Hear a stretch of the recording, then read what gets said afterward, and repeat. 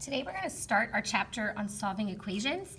So let's go over here and define some things first. A mathematical sentence with an equal sign is an equation. An equation is like a balance scale. If you do something to one side, you must, that should say do, the same to the other to keep it balanced. Okay, so if you add 5 to one side of the scale, you have to add 5 to the other. If you take away 7 from one side, you have to take away 7 from the other.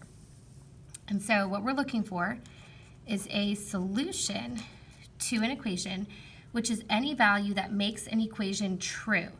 So to find a solution, we are going to isolate the variable, which just means get it by itself, on one side of the equal sign. And to do that, we're going to use what's called inverse operations, which are operations that undo each other to isolate a variable. So, for example, look at number 1. Some number k plus 14 is negative 12. So if I'm trying to isolate k, the opposite of subtracting 14 is going to be to add 14. And I do that to both sides. So all that's left over here, right, subtracting 14 and adding 14 cancels each other out. So all I'm left with is k equals negative 12 plus 14 is 2. On number 2, okay, I'm still trying to get k by itself. The opposite is going to be to subtract 5. And so I have to do that to both sides of the equal sign. So add 5, subtract 5, cancels each other out. And then I get k equals negative 13. And if I plug it back in, negative 13 plus 5 is negative 8, so I know I got it right.